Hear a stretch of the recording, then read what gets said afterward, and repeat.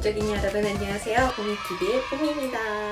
여의도 위오크라는 곳에 왔어요. 저희 클라이언트 회사가 있기도 하고 여기에 이제 홍보 마케팅을 제가 봐드리고 있는데 잠깐 짬이 나서 스타트업 대표님들 그리고 스타트업에 계시는 많은 분들이 궁금해 하시는 스타트업 홍보 마케팅에 대해서 간략히 얘기해 보려고 합니다. 멋진 제품, 끝내주는 프로덕트가 있으면 기자들도 알아서 오고 직원들도 알아서 그걸 알아보는 거 아닐까요? 고객들도 뭐 당연히 좋은 제품이 있으면 오는 거 아닌가요? 라고 생각하실 수가 있어요.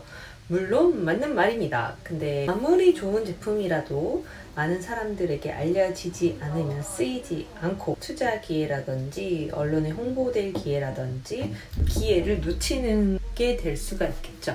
돈이 없는 상태에서도 회사의 인지도가 없는 상태에서도 맨바닥부터 from the scratch라고 하죠. 맨바닥부터 회사를 홍보할 수 있는 것 무엇부터 시작해야 될까요? 조금 큰 기업은 마케팅 파트, 홍보 파트 이렇게 두 가지로 나누어서 담당자가 따로 업무를 하게 됩니다. 마케팅은 조금 더 브랜딩 관점에서 프로덕트 사이드랑 같이 일해야 될 파트들이 좀 많은 반면에 홍보는 회사 전체의 이미지와 그리고 CEO 그리고 HR 그리고 채용 이런 쪽까지도 연계되어 있으니까 홍보, IR, PR 이쪽이 좀 한 분야라서 어떻게 보면 둘이 한꺼번에 다 해야 되는 회사를 알리고 제품을 알려야 되는 똑같은 활동에도 불구하고 깊게 따져보면 속성이 조금 달라서 PR 전문가를 따로 쓰시는 분들이 굉장히 많습니다. 우선은 PR 전문가들이 하는 행동들 중에서 하는 업무 중에서 스타트업이 돈을 안 들이고도 할 수 있는 방법 그것부터 이거 영업 기밀인데 알려드리도록 하겠습니다. 이게 영업 기밀 알려드려도 실제로 실천하는 건 또 다른 일이기 때문에 혹시라도 기밀을 알고도 실천을 잘 하시는 분들이 있다면 그분의 실행력과 뛰어난 이해력에 대해 제가 지금 박수를 보내려고 합니다. 영상만으로도 실천했는데 도움이 됐다 하시는 분들은 댓글 남겨주시면 저는 이 영상을 만든 큰 뿌듯함, 보람이 있을 것 같네요. 가장 먼저는 홍보할 보도 자료를 써야겠죠. 보도 자료는 어떻게 쓰는 것일까? 그냥 글쓰기 용과 블로그 같은 SNS 올리는 글과 또 이제 신문이나 칼럼의 사설 같은 걸까? 보도 자료는 무엇이 차이가 있나 하면 보도 자료 자체는 팩트에 기반해서 회사와 제품을 알리는 것에 초점을 두어야 됩니다. 특히 초기 스타트업의 경우는 회사가 굉장히 낯설고 도전하는 인더스트리, 산업군도 낯설 수가 있습니다. 아직도 어르신들은 핀테크가 뭔지 감이 안 오세요. 핀테크가 뭐지? 금융과 테크놀로지라는 합성어라는 거 정도는 아시지만 도대체 뭘 하는지 실체에 대해서 궁금해 하시는 분들이 계십니다. 그러니까 중학생이 이해할 수 있을 정도로 이런 트렌드에 좀 이렇게 뒤처지는 어르신이 이해할 정도로 쉽게 써야 되는 게 보도자료의 첫 번째 원칙입니다. 두 번째는 뭘까요?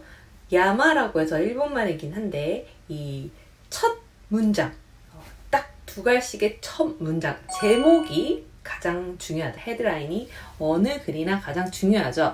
제목 안에 핵심이 다 들어갈 수 있게 설명을 간결하고 핵심만 딱 들어갈 수 있게 써야 됩니다. 그래서 제목을 처음에 짓더라도 막판까지 제목을 이대로 나가면 될까? 다른 회사들은 비슷한 제목을 비슷한 사건, 비슷한 주제를 어떤 식으로 제목을 냈을까? 그리고 제목을 하나로만 배포를 할까? 두세 개 정도 버전을 조금 다르게 해서 배포를 할까? 이런 고민을 끝까지 하셔야 합니다. 제목은 예전에도 제가 블로그 글쓰기 할 때도 강조를 했는데 블로그 글뿐만 아니라 책 쓸 때도 그렇고 굉장히 중요합니다. 그리고 보도 자료 자체도 굉장히 중요하다는 거. 어떻게 보면 글쓰기의 기본이 보도 자료에도 먹힌다는 거. 아까 첫 번째가 뭐였죠? 쉽게 써야 된다. 두 번째 제목을 잘 써야 된다. 제목을 고객이 확 이해할 수 있게 그리고 호기심을 유발할 수 있게 섹시하고 매력적으로 대신에 팩트에 기반해서 쓸 수 있어야 한다. 그래서 제목만으로도 회사가 기억이 남고 서비스가 기억에 남고 프로덕트가 기억에 남 수 있도록 고민이 많이 필요합니다. 그러니까 제목에 먼저 신경을 쓰세요. 자, 그렇다면 제목이 어떻게 사람들의 관심을 끌을 수 있을까? 체얼리즘으로 유명하신 머니투데이 남행도 기자님이 10년 전에 신임 초짜 사장님일 때 제가 보도자료로 되게 고민을 하고 있으니까 저에게 이렇게 쪽지를 줘가지고 보도자료를 어떻게 쓰는 게 좋을지에 대해서 저한테 정성스럽게 이렇게 적어서 저한테 보내준 적이 있어요. 흥미로운 기사의 요건이라는 것을 말씀해 주셨습니다. 철저하게 독자 입장에서 도움이 돼야 된다고 합니다. 자신이 평소에 어떤 기사를 읽는지 한번 생각해 보래요. 그래서 몇 가지 흥미로운 기사의 요건이 있는데, 첫 번째는 새롭고 처음 들어보는 거, 신선해야 되는 거죠. 두 번째는 실질적으로 도움이 되는 거, 고객한테 도움이 되는 거. 금융권이면 갑자기 고객한테 혜택이 될 수 있는 금융상품들이 출시됐거나 제도가 바뀌었다, 이런 것들도 기사거리가 되겠죠. 그리고 어떤 새로운 도움이 되는 서비스가 출시가 됐다, 이런 것도 기사가 될 거고, 세 번째로는 감성을 자극하는 이야기입니다. 감성을 자극하는 게 단순히 팩트 전달보다 고객의 흥미를 더 끌어올릴 수 있겠죠. 그리고 마지막으로는 눈길 가는 유명 인물, 벤처 스타트업에도 이미 유명 인사들이 있습니다. 이 셀럽들, 그 대표들, 혹은 자기의 각자 파트, 홍보 파트든 인공지능 파트든 금융권 파트든 각자의 어떤 영역에서 뛰어난 인물, 유명한 인물이 있으면 단순히 연예인뿐만 아니라 사업적으로도 유명 인물이 있으면 그분들을 잘 활용해서 글을 쓰면 좋다는 거. 요런 게 흥미로운 기사의 요건이었습니다. 테크 기반의 스타트업은 어떻게 해야 되냐? 이 기술이 얼마나 혁신적인지 과학기술 정통부, 이런 과기부 같은 데서 혁신 제품으로 선정이 되었다. 이거는 기사거리일까요? 아닐까요? 네, 맞습니다. 이거는 기사거리입니다. 그래서 이렇게 기술로 소구하고 싶은 회사라면 기술이 얼마나 혁신적이고 인정을 받았는지에 대해서 쓰는 게 중요하겠죠. 또 기본적으로 스타트업은 투자 유치, 신제품 출시, 제품이 업그레이드 된 거, 그리고 1, 2년 동안 얼마나 성과가 있었는지, 이걸로 고객이 얼마나 혜택을 받았는지에 대한 정보들, 고객 인터뷰 얘기들, 그리고 이 산업이 좀 바뀌고 있는데 스타트업이 기여했다 해서 이 산업, 금융권이면 금융권 산업이 핀테크 산업이 얼마나 변하고 있는지, 대출 시장은 어떻게 변하고 있는지, 로보 어드바이저 시장은 어떻게 변하고 있는지, 직접 투자, 해외 주식 투자, 국내 주식 투자, 수점 매매, 조각 투자, 이런 거는 어떻게 되는지, 어떤 테마의 산업이 성장하고 있다면 거기에 우리 서비스가 해당된다, 우리 회사가 해당된다면 그렇게 묶어서 하나의 테마별로 기사를 제안하는 것도 방법이겠죠. 그렇다면 그 다음에 할 일은 기자 리스트업을 하는 겁니다. 기자를 알면 너무 좋겠지만 일반인들이 기자를 만날 일이 별로 없겠죠. 또 홍보, 마케팅 이런 신입이다 그러면 더더욱이 없겠죠. 대신에 이제 사업을 하는 분들이 인맥이 있을 수도 있고, 사업하시는 분들끼리 또 자주 만나니까 그분들의 추천을 받아서 기자를 소개받는 거. 그래서 1명, 2명 이렇게 소개를 받는 것들을 잘 관리해서 이제 기자 인맥을 넓히는 게 첫 번째 축이고, 또 다른 축으로는 콜드콜 리스트를 정리를 하는 겁니다. 우리의 경쟁사거나 우리가 속한 인더스트리에 어떤 기자들이 기사를 쓰고 있는지 매일매일 뉴스 모니터링을 해야 됩니다. 저는 구글 알림이를 통해서 테크 관련된, 마케팅 관련된 소식들, 스타트업, 테크 스타트업 이야기들을 지난 하루 동안 어떤 주요 기사들이 있었는지 제가 설정한 키워드들별로 이렇게 소식을 전달을 받는데, 그럴 때 좀 주요 우리랑 관련이 있는 기자인 것 같다면 그 기자를 이제 리스트업을 해두는 거죠. 그래서 한 3개월 정도, 6개월 정도 기자 리스트를 하면 100개 이상의 콜드콜 이메일이 있어야 되고, 그 중에서 저희 보도자료를 실어준 기사님 있으면 꼭 따로 한번 이메일로 감사의 인사를 전하고 사적으로도 만나서 더 자세한 얘기를 해드리겠다 해서 릴레이션십 빌딩, 릴레이션십 매니지먼트, 이게 또 누가 이렇게 PR 전문가인 분이 진짜 실제로 논문에 들어갈 수 있을 정도로 실험한 적이 있습니다. 기자와의 사적인 만남, 릴레이션십, 미팅, 식사 자리, 이런 게 효과가 있을까? 정답은 유의미하게 효과가 있었다는 겁니다. 그 자세한 글은 제가 참고로 설명란에 넣어드릴게요. 근데 상식적으로 인간인지라 내가 기자야, 하루에 1000개씩 적어도 100개씩 이메일이 와. 그 중에 친한 사람, 익숙한 사람 이메일부터 보지 않겠습니까?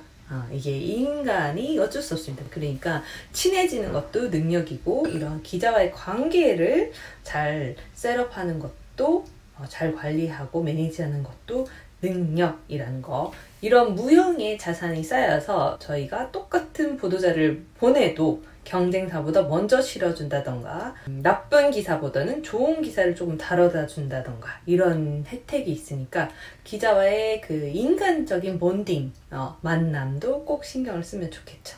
그래서 단순히 콜드콜로 시작해서 무작정 이렇게 무작위로 뿌려서 한두 개 걸려서 기사가 딱 단번에 끝나는 게 아니라 정기적으로 혹은 비정기적으로 기자의 만남을 잘 관리해서 이 릴레이션십, 관계를 늘려가고 그 기자와 하루아침에 친해지는 건 아니지만 한번 친해지면 이 기자님들이 업계를 떠나지 않는 이상 또 오랜 인연이자 친구로 지낼 수 있습니다. 되게 그 기자들 만나면 그 기자님들이 또 이 업계 소식이 빠르니까 업계 이야기들도 많이 해주시고요. 그러니까 만나는 게 우리가 일방적으로 기자님한테 뭐 밥 사드리고 도움드리는 정보를 드리는 게 아니라 저희도 배우는 게 있습니다. 그러니까 기자와의 만남을 잘 챙기시기 바랍니다. 마지막으로 홍보 자료라 하면은 이 자료는 단순히 기자님들한테만 배포되는 게 아닙니다. 이 컨텐츠는 어쨌든 회사의 중요한 기사거리가 될 만큼 핵심적인 내용이기 때문에 기사화가 된다면 그거를 블로그에도 올릴 수 있고 트위터, 인스타그램 이런 데 카드 뉴스로도 만들어서 올릴 수도 있고 유튜브로 간략하게 소식을 전달할 수 있고 또 고객에게 이메일로도 전달할 수 있겠죠. 그러니까 원 소스 멀티 유즈라고 해서 기사가 엄청난 중요한 회사의 컨텐츠가 되는 거죠. 네이버에 검색이 잘 되게 하면 이 회사의 채용을 관심 있어 하는 사람들도 점점 늘어가고 회사에 대한 신뢰도가 높아지겠죠. 그런 의미에서 저절로 브랜딩이 됩니다. 이 브랜딩 할 때 단순히 기사뿐만 아니라 이미지, 기사와 함께 실을 수 있는 이미지 같은 거 꼭 넣어주시고요. 그리고 브랜드 로고 같은 것도 또 같이 첨부를 하면 기자들이 선택해서 쓸 수 있게 사진을 까먹고 안 쓰시는 분들이 있는데 사진 꼭 챙겨주시고 기본적인 마트북 검사 꼭 챙겨주시고 본문에도 이메일 본문에도 내용을 넣고 그리고 첨부로도 워드 파일이라든지 PDF 파일이라든지 한글 파일이라든지 같이 넣고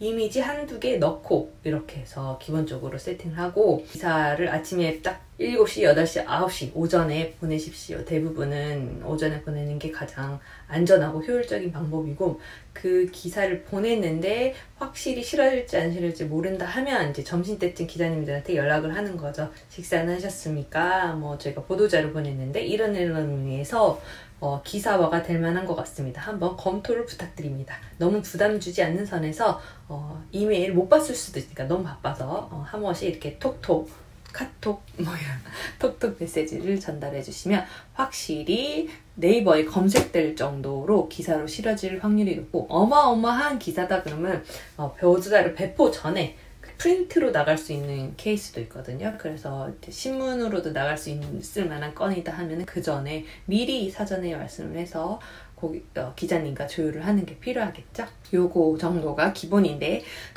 혹시 궁금하신 게 있다면 제가 더 디테일하게 설명을 드리도록 하겠습니다. 이것만으로도 도움이 되겠죠? 더 궁금하신 사항 있으면 댓글 남겨주세요. 감사합니다.